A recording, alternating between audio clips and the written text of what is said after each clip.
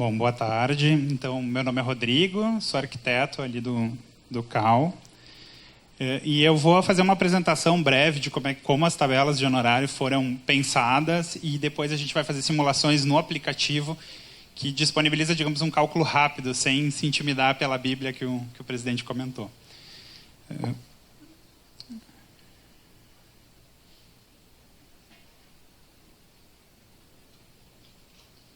Então tá. Inicialmente, então, elas surgiram em 1921, as primeiras tabelas de honorários surgiram junto com o IAB, lá do Rio de Janeiro, em 1921, tá? Trazendo as experiências da União Internacional dos Arquitetos. E durante o século XX foram surgindo outras entidades, então, de arquitetura, que também foram trazendo novas tabelas. Tá? No período Confea, então, a normatização dessas tabelas funcionava da seguinte maneira. A entidade criava uma tabela de honorários, registrava lá no CREA do seu estado e essa tabela passava a ser válida. Então, poderia ter praticamente uma tabela de honorários para cada instituição, né, de arquitetos, para cada entidade, e todas elas seriam válidas. Então, era uma infinidade, uma incompatibilidade de tabelas. Tá? Na verdade, o potencial, digamos, seria de 3 entidades de classe em média em todas as unidades federativas, mas na prática, quando houve a lei do CAL, que criou, digamos, o Conselho de Arquitetura e Urbanismo, em torno de 15 tabelas estavam sendo usadas no Brasil com métodos totalmente diferentes de cálculo. Então, a ideia desse trabalho que foi iniciado pelo IAB, até foi o IAB do Ceará que iniciou o trabalho que deu origem às nossas tabelas de agora, era realmente criar uma unificação desses conceitos todos e uma unidade nacional, que todos os arquitetos pudessem ter uma mesma base para poder calcular seus honorários, de maneira que não houvesse, digamos, essa diferença. Tá? Foram, então, feitos levantamentos, discussões, iniciou-se principalmente focado no projeto arquitetônico, que é a atividade principal. Né? Esse trabalho, com a formação do CAL, foi levado, então, para o CEAL, que é o colegiado permanente das entidades de arquitetura e urbanismo, que é a ABAP dos paisagistas, a ABEA dos estudantes, a ASBEA, que apresentou aqui dos escritórios de arquitetura, a FNA, que concentra os sindicatos, né, no nível nacional, o IAB e a FENEC, a Federação dos Estudantes. Então, em 2012 e 2013, isso foi discutido, foi ampliado, foi levado para as entidades, e em 2014, em novembro, teve, então, a Resolução 64, que é a resolução que aprova o primeiro módulo, que é o módulo que define os métodos de cálculo de honorários. Tá? E aí, em 2014, abril, então, pela resolução 76, foram aprovados os módulos 2 e 3. Que, na verdade, assim, ele intimida, são 2 módulos bem extensos, mas o módulo importante vai ser o módulo 1, que é o módulo que vai explicar como o arquiteto calcula seus honorários. Os outros módulos nada mais são do que uma explicação de todas as atividades disponíveis e o método de cálculo aplicado para cada uma delas, com escopo, com normativas. Em função das respostas acima, os analistas que trouxeram essa estatística para a tabela também levaram em conta que alguns arquitetos confundiram a questão de faturamento do seu escritório com a questão de remuneração, que a remuneração ela seria o valor que o arquiteto tira para ele depois que todos os custos do seu escritório foram já deduzidos. Então, em função de todo esse percentual muito acima, digamos assim, do padrão, também houve essa dedução por parte deles. Eles também procuraram levar esse tipo de informação para a tabela para que os profissionais esclarecessem bastante isso. O valor de referência é um ponto importante, não tinha uma unidade, cada arquiteto cobrava por um valor diferente, então tu tens 35% cobrava um valor de metro quadrado de referência dado pelas entidades, dado pelo local, 22% a tabela do IAB, que era a tabela vigente mais forte, que tinha mais utilização. Né? Outros, daí 14%, 21% alega não trabalhar com projeto e um percentual pequeno sobre o CUB, que seria, digamos, a referência mais forte, mais local. Outro passo importante, então, que trabalhou em cima dessa questão da tabela não ser focada só em projeto, porque ela iniciou focada no projeto arquitetônico, mas como o censo trouxe um cenário de atuação dos arquitetos muito variado, o CalBR resolveu não focar, pensando assim, 1%, digamos, trabalha com topografia, então vamos deixar a topografia de fora, vamos calcular as outras atividades. O foco deles era realmente atender a totalidade de atividades que um arquiteto poderia oferecer no mercado. Tá? Algumas dos métodos vão ser menos intuitivos, vão depender muito de experiência ou de testar progressivamente os orçamentos, mas ele traz uma base para o arquiteto ter noção do que ele está levando em conta no momento que ele vai cobrar pelos seus serviços. Tem a questão, então, da informalidade, né? Quanto por cento dos profissionais possuíam pessoa jurídica, então em torno de 20%, um pouco mais que 20%, realmente possuía pessoa jurídica, então é uma remuneração muito baixa para uma informalidade muito alta, na verdade. É um dos cenários que eles tiraram desse censo. A questão do escopo das atividades prestadas, tá? O que os profissionais estariam oferecendo nos seus serviços. Então, também mostra uma diferença muito grande. E daí, como é que tu vai orçar um serviço de arquitetura se tu não tem uma padronização do que o arquiteto está entregando para o profissional? Daqui a pouco eu vou orçar um projeto de uma casa, vou entregar 4 pranchas, vou estar atendendo um anteprojeto, e eu tenho um concorrente que está orçando um projeto executivo, 40 pranchas, toda a casa detalhada. Eu vou cobrar 10 mil, ele vai cobrar 40. Eu vou levar o serviço. Mas a qualidade do serviço, o que eu estou oferecendo, é completamente diferente. E daí, nesse sentido, também é bem importante, porque a tabela ela traz dentro dela o escopo da atividade que está relacionado àquele valor que eu estou entregando. Então, o profissional, né, vincula isso, e o contratante pode, inclusive, acessar depois o aplicativo ou ter acesso às próprias tabelas e visualizar o que ele está comprando por aquele valor. Ele consegue verificar esse valor de referência. Então, isso é bem importante. Então, aqui são basicamente as conclusões, né, de todos esses dados, né, e acho que todas elas eu já abordei. E daí vem a questão da formalidade, né, das pessoas, dos arquitetos trabalharem ou como pessoa física ou como pessoa jurídica. Tá?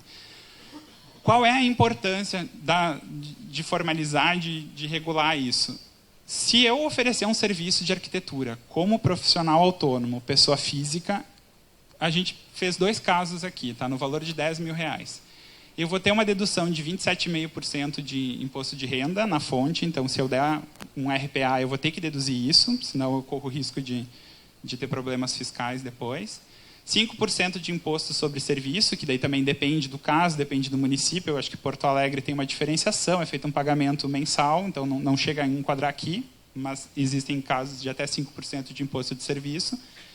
8% de fundo de garantia por tempo de serviço, e, além disso, além dos R$10 mil que eu estou recebendo pelo meu serviço, o meu contratante vai ter que pagar uma guia de previdência, de INSS, de 20% depois. Então, o custo desse serviço vai ser um valor bruto de 12 mil, e o arquiteto vai ficar com 6 mil no final dessa conta toda. No momento que eu tenho uma pessoa jurídica, a gente tem a nova lei do Super Simples, que está em vigor desde janeiro. Ela tem um recolhimento que varia entre aproximadamente 17% até uns 22%. Ela não tem aquele recolhimento de INSS além. Né? Se eu der uma nota fiscal de uns R$10 mil, eu vou ficar em torno, é um valor aproximado, um valor líquido em torno de 8 mil. Um pouco mais, um pouco menos, dependendo da empresa. Então, assim, o percentual que sobra da carga tributária, né, da carga tributária depois de descontado, o percentual que sobra para o arquiteto é muito mais alto. Então, a importância, a tabela traz esses dados também, de tentar formalizar a profissão para que se perca menos nessa carga tributária. Um outro valor importante das tabelas é essa questão que ela reforça a formalização, no sentido de que as licitações hoje, pela lei de licitações, está tendo agora mudanças, mas elas não aceitam a pessoa física. O profissional que não tiver o seu CNPJ, que não tiver formalizado, ele não consegue participar, ele não tem acesso ao mercado público. Então, tu só vai poder aceitar o arquiteto se ele tiver o seu escritório ou individualmente o seu CNPJ. E aí a gente cai na questão das licitações públicas, que é um dos focos principais da tabela para tentar reverter essa questão do mercado meio descendente que a gente está tendo hoje, da desvalorização do profissional de arquitetura. Como é que funciona? Eles cotam com 3 escritórios para poder fazer uma licitação pública, em geral. Né? Estipula-se o valor mais baixo e esse valor vai para a concorrência. A concorrência entre os participantes vai baixar esse valor mais ainda. No momento que for feita uma próxima licitação, eles vão pegar o valor de referência da licitação anterior, que já foi baixado 2 vezes. E aí a concorrência vai baixar novamente esse valor. E esse processo todo a longo prazo vai gerando uma espiral descendente, ou seja, cada vez vale menos, a ponto de, no final, só sobrarem os honorários. O arquiteto não vai ter o seu lucro, não vai ter o custo do seu escritório incluído, cada vez mais ele vai estar tendo só seus honorários refletidos na licitação. E daí a ideia da tabela de honorários também é reverter nesse sentido. Desculpa, eu passei um ponto importante. Também faltam parâmetros no detalhamento de entrega dos trabalhos, que é aquela questão que eu falei antes. Não tinha um escopo definido. Cada profissional entrega uma coisa. A tabela ela traz esse suporte para padronizar. Então, se tu estiver oferecendo um orçamento de honorários a partir do anteprojeto apenas, ela tem uma padronização do que inclui isso. Então, é mais fácil para o contratante comparar o que ele está levando por aquele valor. Então, fica mais fácil de concorrer com gente que está oferecendo exatamente o mesmo serviço. Qual é, então, a ideia da tabela? Como ela faz parte da lei, ela é uma normatização de uma autarquia federal, ela tem a possibilidade de utilização direta em licitações. Tá? E daí a gente tem 2 casos até o momento que já estão consolidados, que são os Correios e a Receita Federal. No momento que elas vão fazer licitações de serviços de arquitetura, foram feitas reuniões com o CalBR, já foram chamados os arquitetos da comissão de exercício do CalBR para conversar a respeito disso, e para se utilizar a tabela de honorários. Então, a ideia justamente é entrar primeiro no setor público, porque se tu normatiza, uma reclamação que a gente tem constante é a tabela não está refletindo hoje o mercado exatamente como ele se encontra. Ela tem um valor mais alto do que o padrão de mercado. Se eles tivessem feito uma tabela muito próxima ao valor de mercado, eles não estariam provocando nenhuma mudança. Então, a ideia foi justamente puxar para refletir os custos que os arquitetos têm, para os arquitetos receberem a remuneração de acordo com o que a lei diz, que são os 6 salários ou os 8 salários e meio, e tentar puxar esse mercado, principalmente público, porque o funcionarismo público ele tem que utilizar, ele é obrigado a utilizar a legislação. Então, como a tabela de honorários é uma norma, então ela se aplica diretamente. E aí, essa seria a tendência de puxar o mercado de volta para cima, para onde ele deveria estar. Por isso que hoje é bem importante, eles frisam bastante no que eles repassam para a gente de informações. Eu até ouvi umas críticas que talvez isso devesse estar melhor no manual, mas daí talvez abriria essa discussão também para o mercado público. É importante que, na aplicação direta hoje, os arquitetos ainda tenham em mente que não vai ser um salto. O mercado não vai sair do que ele está hoje para o que ele deve ser. Vai ter que ser progressivo. E aí a maneira que eles encontraram é justamente pela questão do setor público. Tá? O setor público representa 60% do mercado de projeto hoje. Então, se tu valorizasse as licitações, subisse esse valor padrão das licitações, tu ia ter mais arquitetos se formalizando para poder participar, concorrendo a esses serviços e, por uma lei de mercado, obviamente, né, tu ia ter essa migração e o setor público acompanharia. Então, é um projeto ousado, é um projeto que está olhando lá para frente, não é uma coisa imediatista, mas tem essa ideia de elevar, digamos, o valor dos honorários como um todo. O piso salarial, então, utilizado como referência para poder definir o valor da hora técnica mínima para os arquitetos, é definido lá pela Lei 5.194, que é a lei que criou o CREA e da qual a gente fazia parte, né? Ela é reforçada pela Lei 4.950A, e a gente tem uma resolução, depois que o CAL foi definido lá pela lei, a fundação do CAL, a resolução 38 de 2012 ela veio para reforçar essa questão do salário mínimo. Tá? Ela consta também na nossa resolução.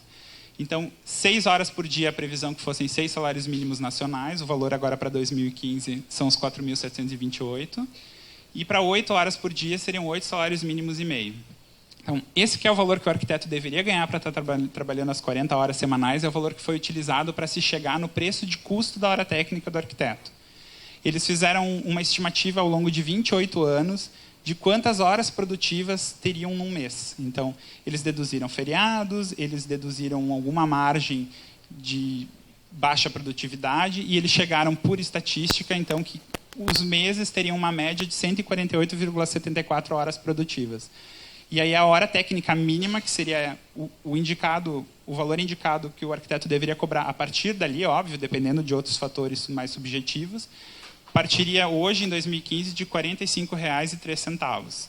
É importante frisar que isso é o preço de custo. Isso é só o valor dos honorários do arquiteto. É o quanto o arquiteto vai receber preço de custo. Tá? Vai ter vários fatores de encargos, de formalização em cima disso, que vão ser explicados mais adiante. Os aspectos subjetivos, então, seriam a experiência e o conceito. É óbvio que um arquiteto com muita experiência de mercado não vai cobrar aquele valor, né? Não. Ele vai ter que... E aquilo é um arquiteto júnior, um arquiteto recém-formado, é o mínimo que o arquiteto deveria receber. Tem a questão de direito autoral, de responsabilidade civil, ou seja, se tu tem uma responsabilidade civil maior, se é uma coisa que gera mais risco, então tu pode aplicar, ela é indicativa, ela vai te trazer um valor de referência. Em cima desse valor de referência, tu vai poder alterar para mais ou para menos de acordo com o caso. Tem a questão da ética e, obviamente, daí reforçando de novo, tem a questão da concorrência de preços, tá? A tabela é indicativa, então é o que eu falei, não dá para aplicá-la diretamente sem levar em conta a realidade local no momento. A ideia é que a longo prazo ela seja tabelada mesmo. O arquiteto vai poder chegar, fazer a sua estimativa e vai poder aplicar esse valor diretamente, tá? Tem essa questão, infelizmente, de ser uma coisa e não ser um salto. E o aplicativo que acompanha a tabela, porque o objetivo dos livros, dos manuais, são 3 manuais. É praticamente explicar o funcionamento, só que eles lançaram um aplicativo de uso muito fácil, muito simplificado, que eu vou depois simular, até vou pedir a colaboração de vocês para fazer simulações, que ele realiza toda aquela parte de cálculo diretamente, sem tu precisar se debruçar por muito tempo a respeito. E daí tu consegue analisar o retorno que o aplicativo dá e fazer os ajustes em cima de acordo. Além disso, o aplicativo ele traz toda uma customização de custos componentes da prestação de serviço. Então, cada arquiteto poderia entrar no programa, configurar o seu escritório, os seus custos, os impostos, os encargos, e em cima da sua customização ter a realidade do seu escritório refletido naquele orçamento. Então, a gente vai ter 2 casos, o personalizado, que tu vai saber, para te prestar aquele serviço, quanto tu deve cobrar, e o valor padrão, que seria o valor de referência, que provavelmente é algo utilizado em licitações. Daí dá sempre para ter essa comparação entre os 2 fatores. Então, o aplicativo ele traz, e a tabela também, ela tem isso tudo descrito, mas eu falo no aplicativo porque depois vocês vão visualizar, é bem mais fácil de utilizar. Ele traz essa previsão de custos para funcionamento de um escritório. A princípio, eles utilizaram o lucro presumido, então é uma pessoa jurídica que funciona sobre o lucro presumido, e atende todos os requisitos legais. Então, ele vai trazer ali uma previsão de tu criar o teu escritório, de tu fazer o teu escritório funcionar, pagar o aluguel, pagar o telefone, o carro, a depreciação, a amortização do investimento que tu fez. Ele tem tudo isso incluído nos encargos que ele computa na hora do cálculo. Qual é a importância disso? Que quando o profissional ignora um desses fatores, quando ele tira um desses fatores da conta, ele vai olhar aquele valor que a tabela deu e vai dizer, não, isso não tem como aplicar, não está com a realidade de mercado. No momento que ele for tirar uma fatia daquilo, ele tem que ter a noção que ele está tirando uma fatia de um desses fatores. Ele pode estar tirando a fatia dos encargos, ele pode estar tirando a fatia do lucro dele, se ele for um filantropo, não quiser ter lucro, daqui a pouco. Enfim, tudo que ele deduzir, ele tem que saber que está saindo desse cálculo. Ele vai ter que estar ciente disso para não provocar um suicídio a longo prazo.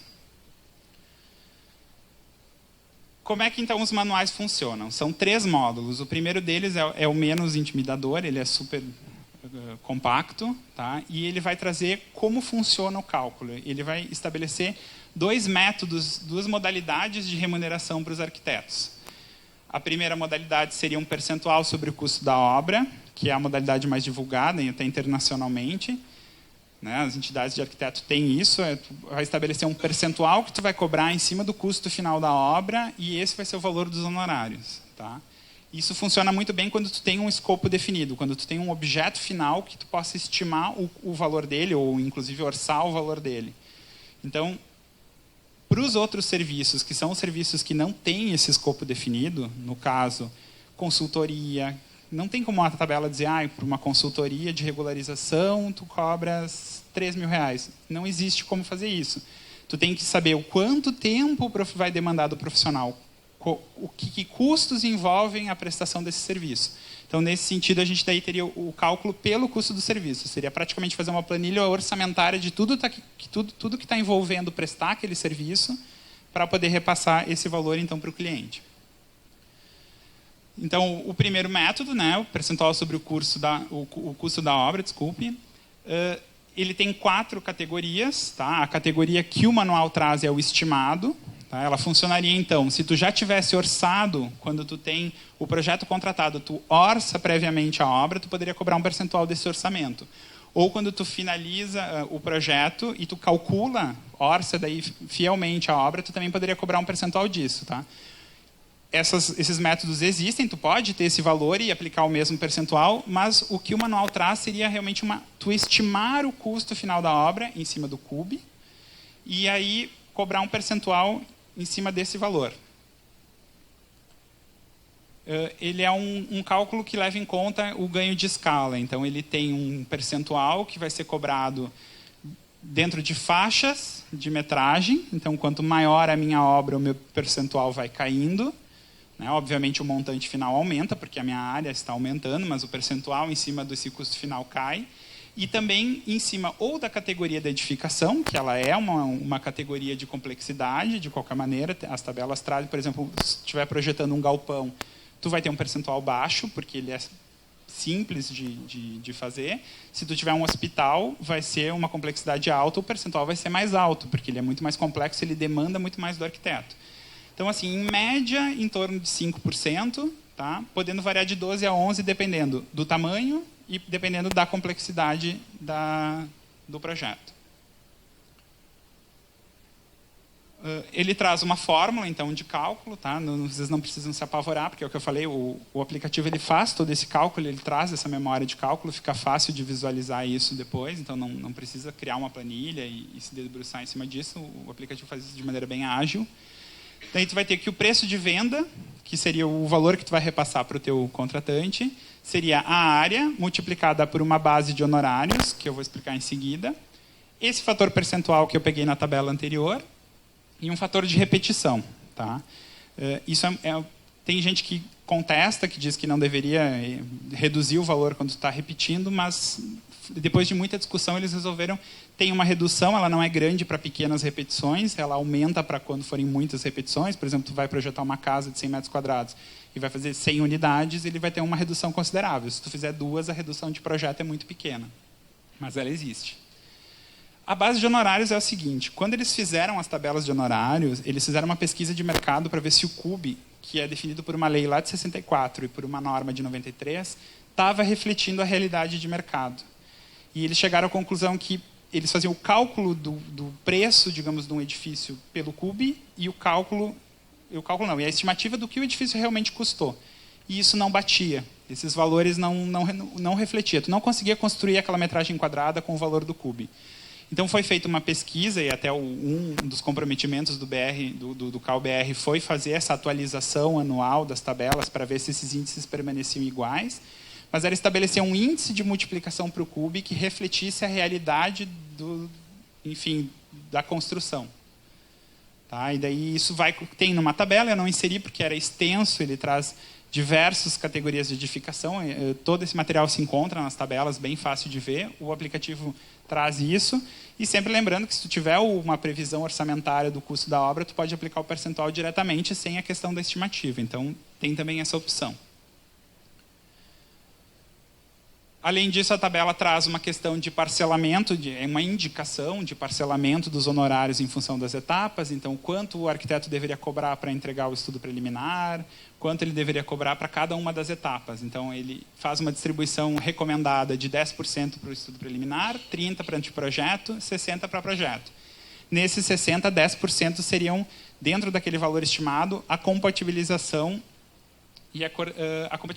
e coordenação do projeto. Tá? Então, se o arquiteto não fosse fazer a compatibilização, esse valor deveria ser deduzido lá do valor final. As outras etapas ele manda cobrar pelo outro método, que eu vou explicar em seguida, e aí seriam em separado, digamos, da questão do projeto arquitetônico.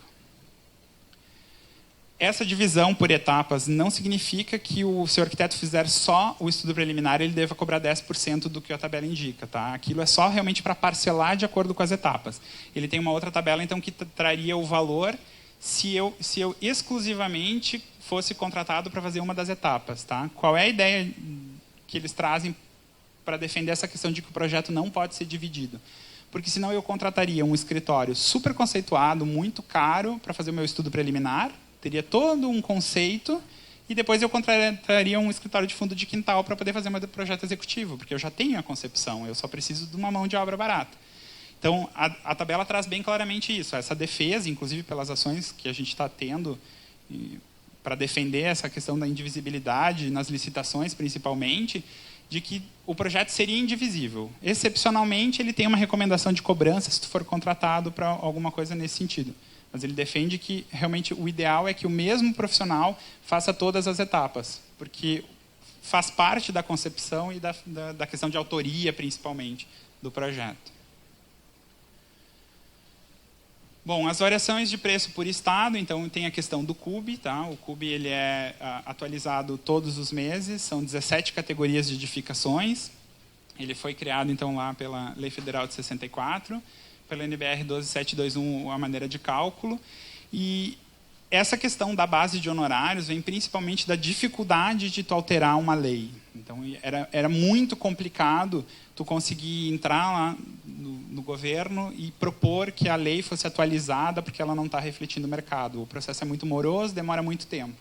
Então, a ideia era realmente normatizar isso. A gente está fazendo hoje uma estimativa e o CUB não está refletindo o mercado. Vamos normatizar, então, um fator de ajuste para isso, para constar na nossa normativa e isso poder ser aplicado nas licitações. Então, a base de honorários seria isso, o valor real. Ele vai ser o CUB vezes um fator de adequação. Então, ele vai ser indexado mês a mês, de acordo com a variação do CUB, e esse ajuste também. E aí, esse compromisso de, em ano, verificar se esses fatores estão sendo distorcidos ou se eles permanecem fiéis ao mercado. O segundo método de cálculo, modalidade de cálculo 2, né?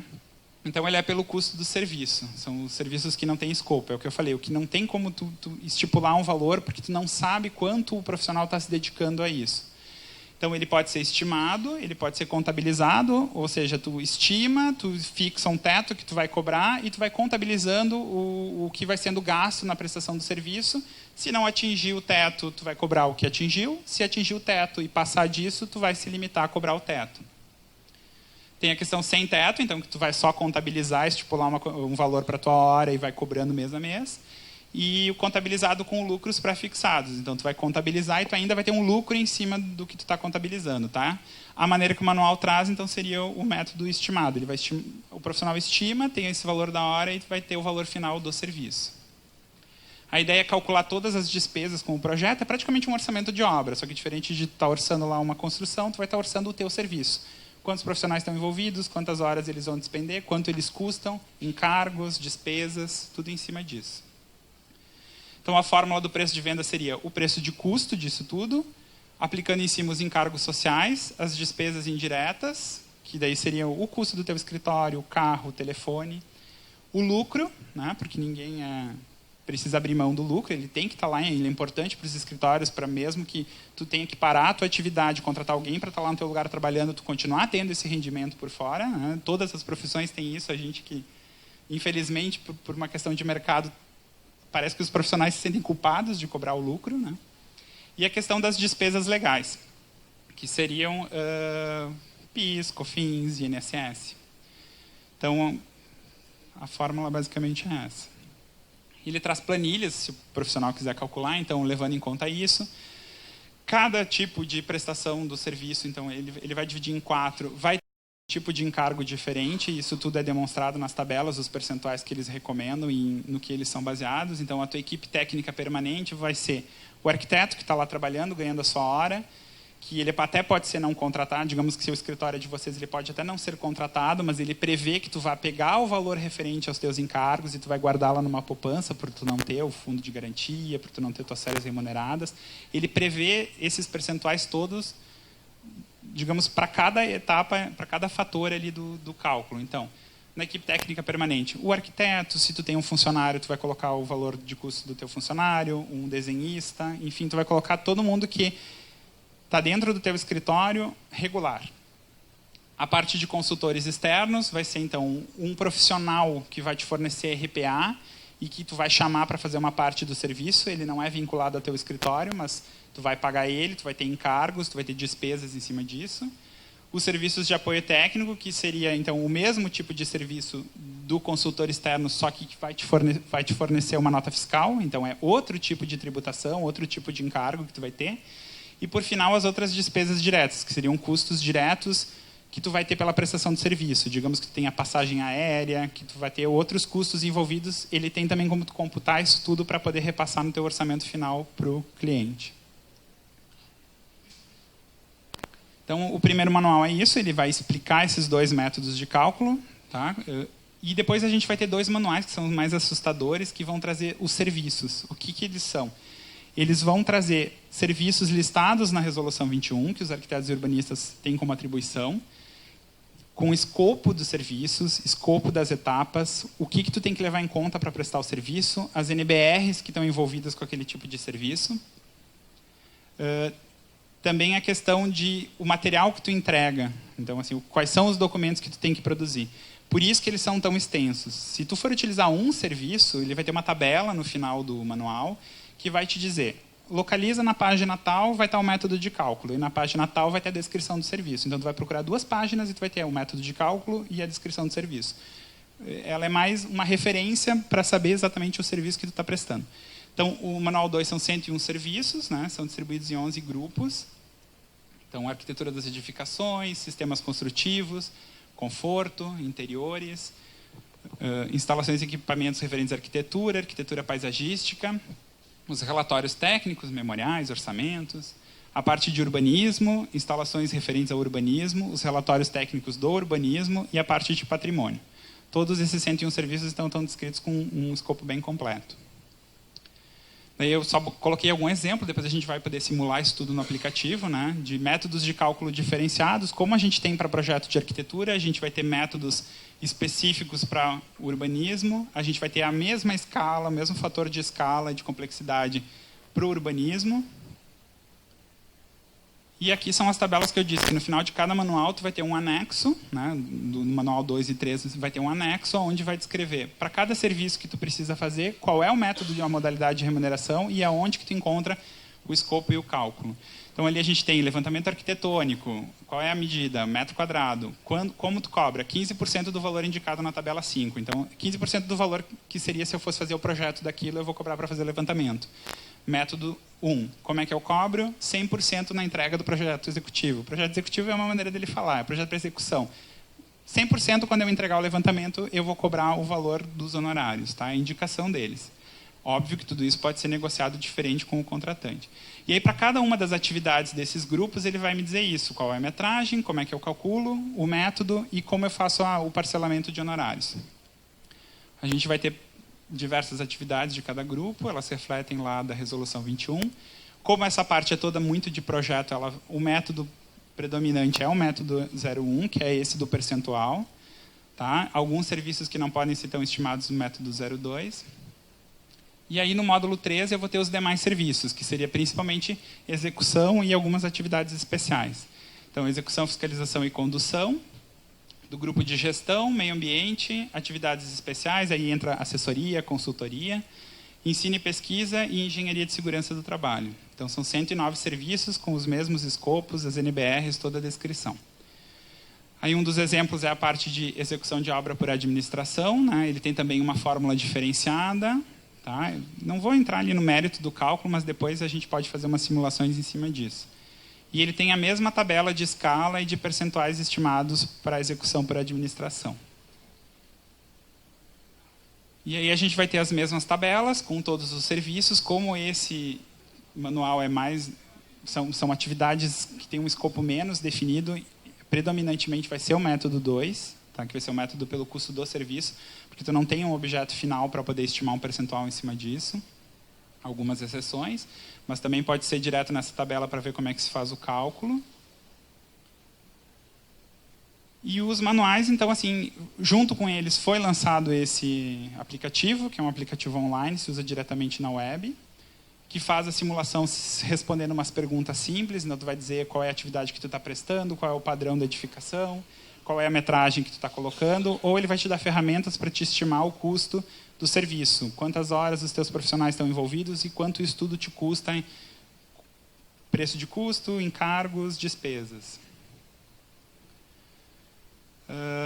A ferramenta permite 2 tipos de acesso, então vocês podem acessar com o CPF de vocês e com a senha do SICAL, a mesma que vocês usam para acessar o SICAL para fazer os RRTs, emitir certidão, ela está disponível. Os sistemas não são conjuntos, tá? Nada disso fica registrado no SICAL de vocês. Isso é separado, mas a princípio só o arquiteto tem o acesso. E quando tu volta para o aplicativo, ele tem lá a memória dos orçamentos que tu fez. Podes modificar, podes estipular um período diferente. Eu quero refazer um orçamento do ano passado. Ele te permite voltar para o ano passado, ele vai pegar o CUB de referência do ano passado e vai refazer o orçamento. Então, tem umas possibilidades bem interessantes. Cobre todas as 211 atividades. Né? Para os usuários em geral, esqueci de falar, é importante, qualquer contratante pode ir lá, com um simples e-mail, ele cria uma conta e ele consegue fazer a mesma simulação que vocês fizeram. Ele consegue checar se vocês estão cobrando muito distante do valor de referência da tabela. Então, um órgão público pode entrar lá, criar uma conta e simular o cálculo por uma licitação, por exemplo. A gente já teve casos de prefeituras aqui do Rio Grande do Sul nos ligando para pedir orientação, pedir ajuda de cálculo para poder estipular valores de licitação, o que é bem importante, porque mostra que já estão tomando consciência e talvez essa reversão do mercado venha realmente acontecer em breve. Traz o escopo e parcelamento das etapas, então não precisa ir para o manual direto, tu consegue imprimir diretamente no teu relatório de orçamentos lá o escopo que tu precisa entregar. Né? E tem essa emissão desses relatórios, sintético e analítico. Sintético, a princípio, é só os valores, analítico ele traz o escopo junto. Tem um de parcelamento, que diz para cada etapa quanto tu recebe, e ele inclusive separa um percentual na contratação, que é bem interessante. E traz realmente toda a decomposição de valores. Tu vai conseguir calcular os honorários e saber quanto disso é o teu preço de custo, quantos são encargos, quantas são despesas indiretas e quantas são as despesas legais. Tá? Agora eu acho que eu vou iniciar umas simulações aqui. Eu não sei se vocês têm alguma dúvida, eu acho que eu vou abrir antes para perguntas. Não sei se alguém tem algum questionamento. Pode fazer.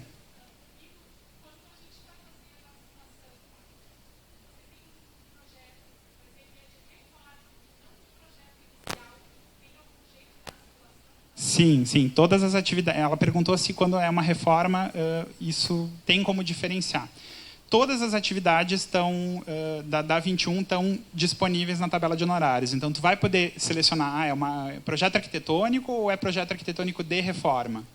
Mesma coisa para interiores. É um projeto de interiores novo, eu recebi o meu apartamento, está lá vazio e eu vou fazer um projeto novo, ou é um projeto de reforma?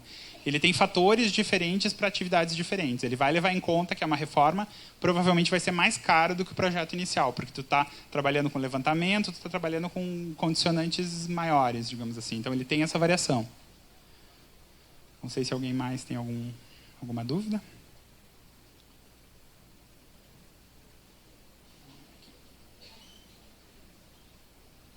Só um minutinho.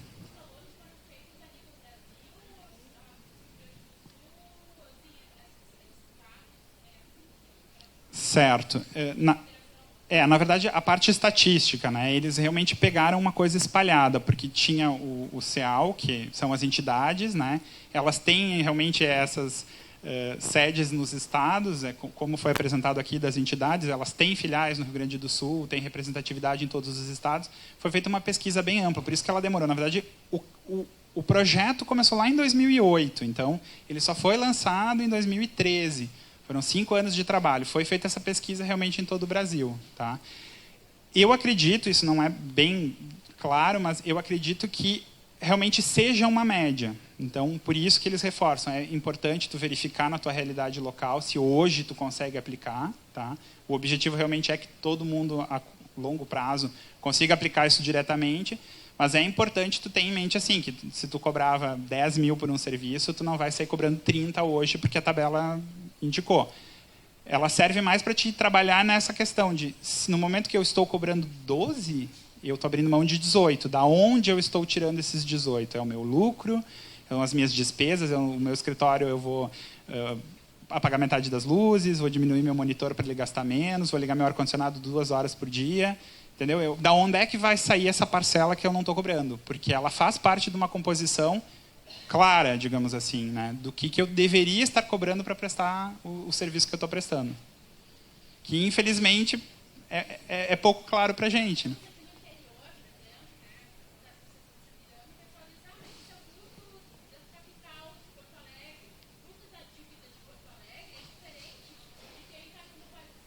Tem. Tem esse reflexo. E daí, assim, ó,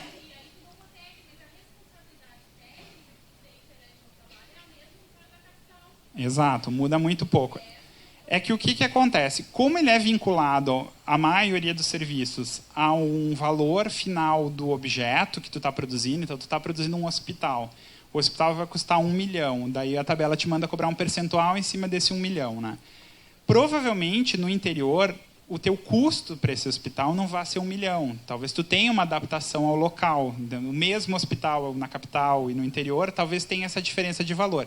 Então, qual é a recomendação? Se tu tem como saber qual é esse ajuste, se tu sabe que lá o teu hospital vai custar 90%, 80% desse valor, tu pode levar isso em conta e reduzir isso. Como ele te dá um percentual sobre o custo estimado, no momento que tu estima que o teu hospital lá custe menos, tu aplica o percentual em cima do valor menor, e daí automaticamente teria esse ajuste. Tá? Ela é bem flexível nesse sentido de adaptar a realidade do local. É óbvio, se o arquiteto não tiver experiência nenhuma, no caso, não tiver ainda conseguido orçar a obra, vai dificultar. Mas é que daí, nesses casos, não tem como ter uma receita pronta. Né? Tem a questão da experiência, tem a questão de tu poder ter estimativa, pegar obras similares e analisar com a tabela, até com... Exatamente. Mas é que por isso que tu tem isso. Tu pode pegar tu já fez uma residência em Sapiranga. Então, tu já sabe quanto a residência custa por metro quadrado. Tu acabou a residência há 3 meses. Isso. Mas tu acaba conseguindo estimar. Tu tem como se informar com o cliente quanto teu projeto custou. Daí tem como tu fazer essas adaptações. Claro, dificulta, complica um pouco para o arquiteto. Né? Mas é que eu acho que o foco grande foi isso. Foi o setor público. Foi pensar assim que para licitação tu vai ter que aplicar aquilo.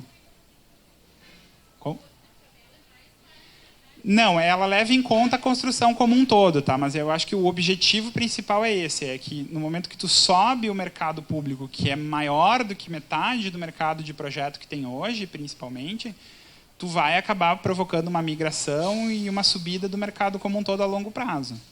Então, é por isso que eu disse, é bem importante, não cometam suicídio profissional. No momento que vocês veem que o valor está absurdo, tu tem como buscar referências, aplicar os fatores, ou então, na simulação fica bem claro, tu consegue olhar a tua decomposição de custo e entender, isso é o meu preço de custo, isso é quanto eu, como arquiteto, tenho que ganhar de salário para fazer esse serviço. E é bem compatível, tu vai ver, tu vai olhar ali e vai dizer, isso dá 1 ano de salário mínimo profissional. Então, eu vou poder trabalhar 1 ano nesse projeto, dedicação exclusiva. Óbvio que o mercado não funciona assim, mas simplificando, tu consegue visualizar que ele não está tão fora. Ganhando meu salário mínimo todos os meses, em 1 ano eu consigo fazer esse projeto. E aí tem a previsão de encargos. Eu vou ter que pagar de encargos em cima dos meus salários tudo isso, eu vou ter tanto de despesas diretas. Ela é bem coerente. Talvez ela não reflita exatamente nesse momento o mercado. Mas é o que eu digo, no momento que tu estuda a tabela a fundo, ela te convence que tu tem que cobrar aquilo. Infelizmente não é possível ainda. Exatamente. Mas é por isso que eu digo, o aplicativo funciona como uma ferramenta para te poder visualizar isso tudo dentro do teu escritório. Ele é bem customizável. E aí ele permite que tu abra mão de alguma das parcelas sabendo que tu está abrindo mão daquela parcela. Diferente de tu prestar um serviço e chegar lá no final e só te sobrou teus honorários. Porque tu não teve lucro, tu não conseguiu contar com a depreciação dos teus bens, tu não pagou tua luz. Então é complicado. A ideia é justamente, a nossa profissão ela envolve risco, né? Por isso que ela é regulamentada. Se tu deixar um profissional leigo trabalhar, ele vai botar a sociedade em risco, o usuário em risco. A gente estuda para evitar isso. Então tem que ter uma remuneração adequada, né? O arquiteto não pode achar que não, vou cobrar meus honorários e tenho vergonha de cobrar mais do que isso. Não. A ideia das tabelas de honorários é justamente o contrário, é reforçar a profissão como um todo nesse sentido. Bom, então, eu até vou mostrar para vocês a tela anterior. Se alguém tiver mais dúvidas, pode perguntar, tá? Porque a partir de agora, na verdade, não vai ter muito tempo, vai ter uns 20 minutos, a gente vai poder fazer umas poucas simulações.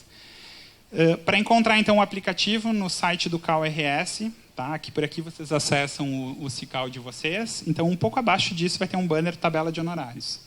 Clicando ali, vai para a página do login do aplicativo. Vão ter as tabelas disponíveis para baixar em PDF. Tá? Não teve uma tiragem impressa ainda, por isso que a gente não está distribuindo. Tá? Elas são muito extensas, na verdade eles disponibilizaram por hora só digital. Tem a possibilidade de ver a legislação pertinente à tabela, então fala da lei. Né? Tem um artigo aqui que diz a quem compete aprovar e divulgar. Tem a questão das resoluções que aprovaram. e aí tu consegue acessar a legislação diretamente por aqui. Vai ter o login dos demais usuários, que qualquer um consegue cadastrar, só tem um e-mail, consegue cadastrar, fazer suas simulações. Ele tem uma diferença bem simples da nossa, ele não tem customização dos encargos, das despesas, e essa é a única diferença. O que acontece? Tu vai ter um valor de referência, que é o valor que eu disse que aplica para o setor público, né? Então, tu tem um valor de referência, que é o valor médio. Se tu tiver uma estrutura muito enxuta, tu pode customizar para diminuir os teus encargos, os teus custos, e o teu valor ser mais competitivo.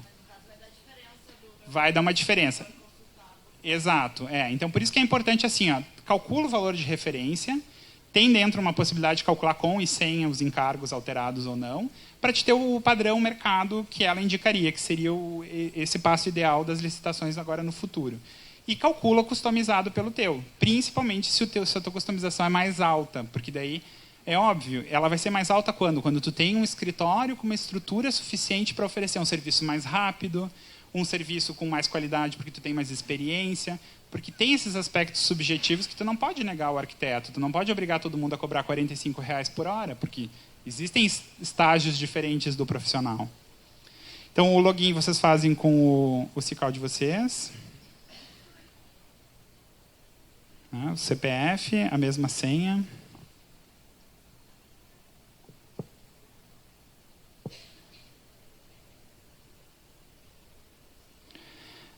Vou deletar aqui os dois que eu fiz de teste ali, com as simulações na entrada. Como é que funciona, então? Ele retorna, tem a casinha, ele retorna para essa página inicial, tem o botão para sair. As mesmas tabelas que eu mostrei para vocês antes, a mesma legislação. Esse botão vai para a lista de contratantes. Tá? O programa ele é compartimentado. Tu vai ter que inserir um contratante e, dentro do contratante, inserir um empreendimento, para só então poder colocar os serviços. Tá? Não tem como não fazer dessa maneira. Ele é meio burocrático, as pessoas às vezes se espantam e desistem no começo, mas ele é um software bem simples de usar, com um pouquinho de uso, fica fácil como qualquer Word. Ele vai ter a parte aqui de feedback, que vai ser esse megafone, que é para te dar um retorno. Eu não concordo com esse índice. Coloquem. Isso tudo é reunido e é encaminhado para a Comissão de Exercício Profissional do BR, que é quem altera essas tabelas. Então, a ideia deles é revisar anualmente para ver se tem ajustes para fazer e lançar uma versão atualizada. Tá? Até o momento não teve, porque como esses 3 primeiros anos foram complicados, é muita adaptação, muita luta interna por questões até legais, eles ainda não lançaram a primeira atualização, mas tem uma previsão de sair breve, então podem dar o retorno no que vocês não concordam. E tem a questão de customização. Aqui dentro que eu disse que tu consegue customizar. O usuário normal não vai ter essa opção, ele tem só as demais. Então, tu tem a parte dos encargos sociais, então, vale transporte, se tu paga, se tu recolhe para ti, pode customizar. Eu posso vir aqui e dizer, não, ninguém tem no meu escritório, ninguém recebe isso, customizo. Ticket de alimentação, assistência médica. Tá? Isso ele vai jogar em cima do meu preço de custo. Ele sabe que tu está pagando isso além do preço de custo. As despesas indiretas, que vão ser todos os custos que envolvem um escritório, todos os custos incidentes. Então, o meu aluguel, o meu telefone, o meu carro, tudo que tu tiver de valores. Então, se tu tiver um escritório, tiver lá a tua planilha do contador com os teus gastos, tu pode pegar lá e preencher aqui e customizar. Quando tu estiver cobrando teus honorários, ele vai saber quanto tu precisa para cobrir o teu escritório funcionando nesse período. Se tu tiver uma estrutura enxuta, isso é uma média, uma estatística média, eles fizeram pesquisa com vários escritórios, até dentro das entidades, tá? Chegaram a valores médios.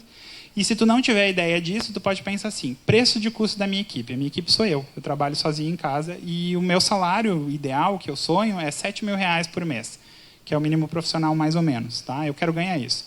No momento que tu insere ali, o programa automaticamente, nessa estatística de pesquisa de mercado, vai distribuir valores para os outros custos todos, se tu não tiver essa customização, estiver entrando no mercado agora e quiser ter uma ideia. Importante, depois de fazer as alterações, salvar lá embaixo. E o terceiro item, então, são as despesas legais. Eu recolho INSS de 20% em cima do meu salário, COFINS, PIS, IRPJ, CSLL e ISS. Se eu não tiver um desses custos, eu trabalho em Porto Alegre, eu não tenho esse custo. Esse custo é zero. Eu pago mensal lá para a prefeitura. Então, eu vou lá na outra engrenagem que eu fiz antes, vou botar lá um valor referente à taxa mensal e vou botar esse zero. Ele vai fazer esse ajuste. Tá? É importante que daí é possível o profissional customizar. E aí, então, a gente tem a questão dos contratantes. Então, eu vou, por exemplo, criar um novo contratante. Vamos lá, ConstruSul. Tá? O endereço do contratante eu vou deixar em branco. Se vocês não quiserem preencher com os dados verídicos, bota um figurativo e não tem problema. Depois, lá no relatório final, vai sair uma tabela de Excel, vocês conseguem editar esses dados. Se preencher corretamente, já sai pronto lá no final. Lista de empreendimentos. Daí, agora a gente pode fazer simulações aqui. Eu não sei se alguém quer dar alguma dica do que simular, uma residência, um edifício de apartamentos. Perfeito. Então, vamos lá. Residência. Eu não vou botar centro, porque eu estou com uma mão só. Tá? Então, é o que eu falei. Pode preencher bonitinho, sai lá no relatório bonitinho. Se não, bota um figurativo, não tem problema. Importante selecionar o estado, porque aqui ele vai pegar o CUB que ele está usando como base de cálculo. Dão dados do empreendimento, está ali. Agora eu vou botar um novo serviço. Ele vai me abrir as mesmas atividades lá da 21. Não é exatamente nos mesmos grupos, tá? Mas vão estar todas disponíveis. Então, projeto. Arquitetura das edificações, projeto arquitetônico de edificações. Salvei. Tá? Qual é o que? É uma residência padrão médio, popular? Tá, mas Minha Casa Minha Vida, interesse social?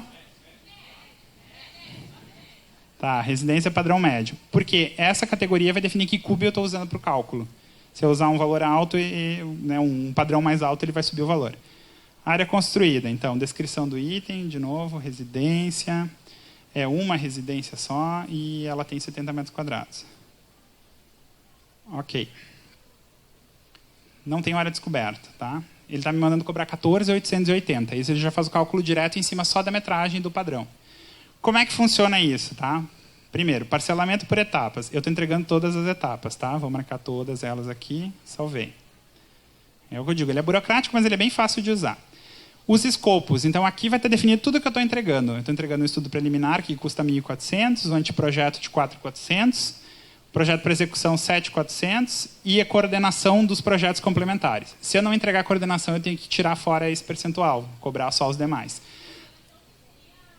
Projetos complementares. Eu vou pegar a hidráulica, elétrica, eu vou coordenar com o meu, vou propor alterações, vou fazer essa compatibilização. Tá? Daí o escopo, então, estudo preliminar, ele vai dizer o que eu utilizo, o que eu tenho que produzir e o que eu entrego de trabalho. É bem simples, né? O estudo preliminar. Só que ele vai ter isso para todas as etapas. Então, daqui a pouco eu tenho que também avaliar assim, eu vou entregar o projeto executivo com todas as áreas detalhadas, detalhamento construtivo de tudo, porque esse é o escopo do valor final desses 14.880. Eu estou entregando um projeto 40 pranchas, que nem eu dei o exemplo antes. Estou entregando o projeto executivo da casa completo. Talvez não seja o caso dessa residência que é simples, tá? Tem que avaliar.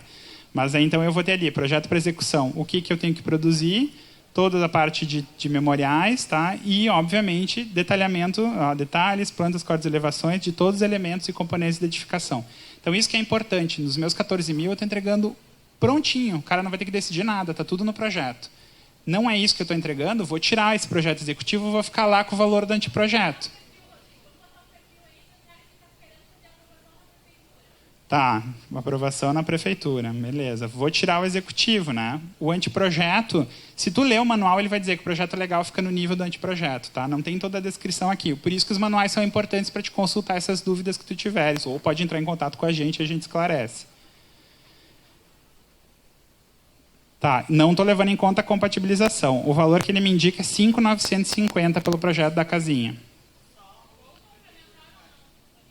Como? Sem complementar. Tá? Eu posso ajustar em função da complexidade, que daí são vários fatores, tá? Eles constam nos manuais e eles vão constar também aqui, que eu vou poder ajustar. Se a minha complexidade for muito baixa, ele vai reduzir 30% desse valor, até 30%. Se ela for alta, até 30% a mais. Vai ter cada item aqui que vai dizer, então, o nível de empenho do projeto. Então, ele descreve, o empenho menor que o esperado é um galpão. Tá? Então, tu vai poder regular, tá? Vai mexendo no valor. É o que eu falei de novo, aquele valor é um médio. Eu não vou explicar passo a passo porque a gente está com o tempo muito justo. Mas, enfim, e o mais importante é a questão de decomposição de valor, que ele vai dizer assim, os honorários do arquiteto para fazer essa casinha é R$ 1.700.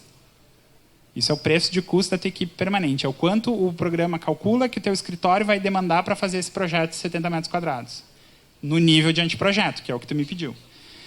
Quanto tu tem de encargos em cima? Quanto tu vai ter que pagar de fundo de garantia, de INSS? Não, é fundo de garantia, férias, né, remuneradas, toda essa questão que o arquiteto deveria guardar lá na poupança se ele não é contratado com carteira assinada pela sua própria pessoa jurídica. Né? Tu tira um prolabore e daí quando tu tirar férias, tu não ganha naquele mês. Então, a tabela leva em conta tudo isso. É o que eu falei. Talvez não reflita o mercado imediatamente, mas a ideia é que com o tempo isso tudo possa ser incluído como qualquer profissão inclui. Então, encargos sociais, 1.100, 1.200 praticamente. Despesas indiretas, eu tenho 1.500. Eu vou ter o meu escritório funcionando 15 dias por causa desse projeto. Eu vou ter um custo de escritório de 1.500, digamos, tá? Chutando. Está ali incluído. 442 de lucro, porque todas as empresas têm que ter lucro, né? Ninguém trabalha na filantropia. A questão de despesas legais. O INSS que eu vou ter que recolher para mim, o INSS que eu vou ter que recolher para os empregados, PIS, COFINS, ISS, em torno de R$1.000. Por isso que o meu preço de venda é esse. Então, essa é a parte importante da tabela. No momento que eu disser, não dá para cobrar esse valor não é compatível, o que vai acontecer? Da onde eu vou tirar a fatia? Eu vou trabalhar menos horas, eu vou me empenhar menos no projeto, vai ser um projeto mais simplificado, eu já fiz uma casa assim, vou utilizar um pedaço aqui, né? Ou então, não vou ganhar lucro esse mês. Esse lucro eu vou deixar assim, porque a casinha é muito simples. É mais para isso. O arquiteto consegue visualizar tudo que está envolvido. Eu não pago INSS nesse percentual. Vai lá e edita o teu valor de INSS e vai baixar esse valor aqui também. Entendeu? Tem alguma coisa que não... É o que eu falei, esse mês não tem alguma coisa no meu escritório. Edita, ele vai alterar diretamente nesse valor. O de referência é médio, e não é um médio baixo, é um médio alto. Por isso que o valor de referência é alto, para puxar essa tendência do público. Tá? Mas é customizável. Então, assim, ele é uma ferramenta boa para te customizar teu escritório e saber exatamente do que tu está abrindo mão. Tá? Ele vai ter um monte de opções, vai ter arquitetura de interiores, vai ter paisagismo, tu vai entrar com a área, com alguns dados. Eu vou mostrar só rapidinho, porque a gente está assim, com 5 minutinhos, como funcionaria o método 2, que ele é completamente diferente desse percentual simples. Tá? Ele vai estar no outros, porque, teoricamente, qualquer serviço poderia ser orçado por ele se tu tivesse essa ideia. Execução também entra com ele. Que é aquele caso. Então, equipe técnica permanente. Tá? Eu vou fazer um fator com 1 hora, só para vocês terem ideia do que é levado em conta. Então, a descrição do item, a gente vai botar ali o arquiteto. Então, sou eu que estou ali recebendo esse valor para fazer o trabalho. Tá? A unidade de medida, então, vai ser em horas. Vamos colocar 1 hora técnica minha. E aí a gente vai ter um preço, que era os 45 com 0,3. Eu estou cobrando o mínimo profissional. Estou cobrando o valor mais baixo indicado para um profissional cobrar pela lei, né? Porque a tabela, como ela é uma normativa, ela não pode ir contra uma lei que está superior a ela. Ela é obrigada a atender à legislação do mínimo profissional. Então, assim, eu tenho um valor de mercado lá de 45, preço de custo. Isso é o meu honorário. Eu cobrei R$45 para estar 1 hora com o cliente escolhendo o azulejo na loja. O valor de repasse dele para o cliente é 170. Porque em cima dessa minha 1 hora eu tenho que ter os mesmos encargos que eu tive para os outros cálculos. Eu tenho que calcular quanto meu escritório está custando lá para mim funcionando, o quanto eu vou ter que recolher de imposto em cima desses 45, então tem todo o mesmo envolvimento. Tá? Ele tem esse cálculo de repasse. Da mesma maneira, se tu editar a tua tabela, esses valores todos vão baixar. Eu já configurei para ser um escritório mínimo em casa, trabalhando lá na tua sala, num cantinho, com os custos da casa mínimo. Reduz esse valor. Esse valor cai drasticamente. Então, é customizável. É uma ferramenta para te saber gerenciar e ter noção de que tu está cobrando todos os fatores que levam em conta a prestação do serviço. Tá? Como é que entra aqui? Se eu tivesse, digamos, um desenhista, eu posso ali dizer que eu tenho um desenhista. Tá? Ele vai preencher aqui com os valores que eu já tinha feito nas simulações. Digamos que é por hora. Digamos que o meu desenhista vai trabalhar 20 horas no serviço. E aí o meu preço de custo do meu desenhista é R$12. Ele vai me calcular que meu desenhista R$12 por hora, vai me custar 240 para trabalhar 20 horas para esse cliente, e eu preciso cobrar do cliente 900. Porque esse meu desenhista tem carteira, eu pago INSS, eu pago todos os tributos em cima disso. Então, ele te dá essa base de como funciona para te não desconsiderar nada, que é o que a gente deveria fazer. E, infelizmente, pela depreciação da profissão, não é possível fazer hoje e não dá para aplicar diretamente. Mas é essa tentativa de reverter e de melhorar a situação para os arquitetos no futuro. Tá? A parte de consultores externos, então, digamos que eu precisasse de uma consultoria de luminotécnica de um arquiteto, ele vai me pagar com RPA. Eu posso vir aqui, botar o luminotécnica aqui, botar, sei lá, o valor total, digamos que o cara vai me cobrar, digamos que ele vai me cobrar uma consultoria que vai me custar R$400. Tá? É só figurativo. Então, ali vai dizer, R$400 é o preço de custo. Eu vou receber esse dinheiro do cliente e eu vou pagar o cara R$400. Só que eu tenho também a questão, o cara me deu um RPA, eu tenho 20% para recolher de INSS em cima do RPA que ele deu. Eu não posso cobrar R$400 do cliente. Se eu cobrar R$400, eu vou pagar o RPA do cara. Então, não tem como.